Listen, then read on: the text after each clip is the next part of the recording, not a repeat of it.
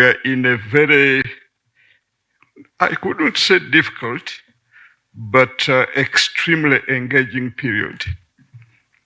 After the local government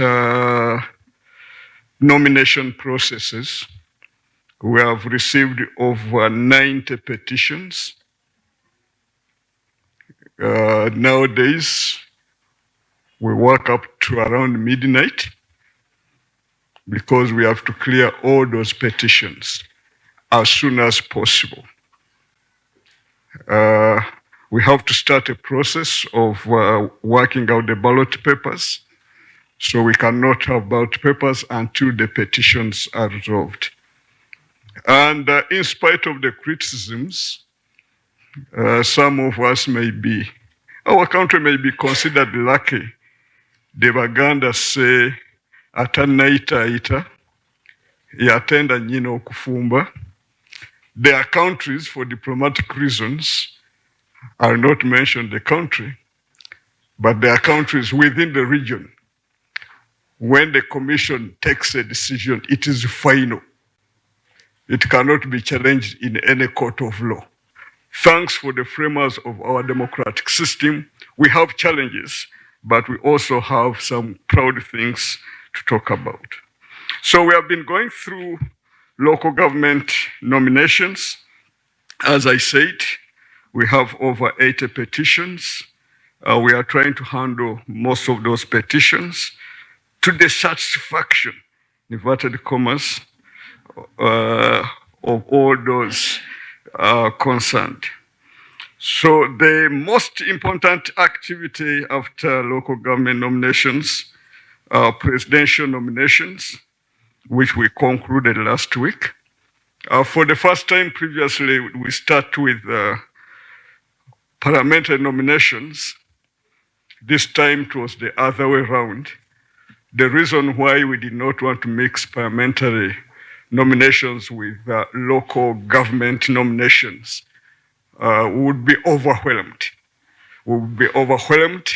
Hundreds of thousands of Ugandans turned up to be nominated for the different local government positions. Hundreds of thousands. So we thought if we nominated members of parliament at the same time, the process would be distorted. So we wanted local government nominations to be cleared, then we would go for the parliamentary nominations.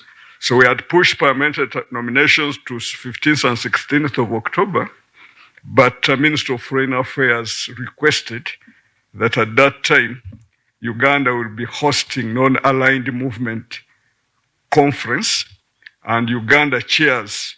We are the chairperson of non-aligned movement, so we thought we should not mix up the two occasions. So we have pushed the parliamentary nominations to 22nd and 23rd of October. But last week, we had presidential nominations. Over 230 people picked nomination forms. There are different interpretations. Either Uganda is very democratic, over 230 picked up nomination forms. We gave them to bring at least 2 weeks to the nomination. Some were able to do that. About 40 returned the nomination forms, but just a few issues. Some of the candidates underestimated our capacity to detect fraud. I'll just give you one example. One of the aspirants just went alphabetic. Mbarara, all the 100 names in alphabetical order. Ginger, all the 100 names in alphabetical order. Moroto, how? That all your supporters organize themselves in alphabetical order? Not possible. So previously, I think, because before we adopted the system we are using, some people used to access the voters register copy the names, then append signatures. This time around, we did not make the voters register public. So some of them depended on 2020 voter register. And they did that alphabetical order. The names were not conforming. And also that clause that if a voter, a supporter has supported another candidate, so we exclude that one. So some of them were saying they were giving people to sign, and since money was involved, some people were supporting over 5 aspirants in exchange of money. So if in our record there's an indication that your supporters already supported another candidate, we excluded that supporter. And of course, in a number of cases, you'll have 100 names, but the handwriting, the signature, same pen throughout. You could see it's one person signing the 100 names. So those were the anomalies, some of the anomalies which we addressed.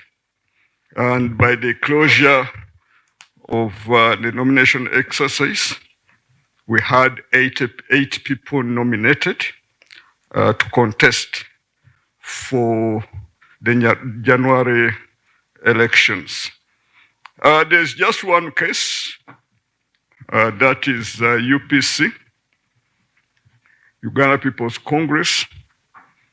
Before the nomination, I think they have internal problems, and there is a court order.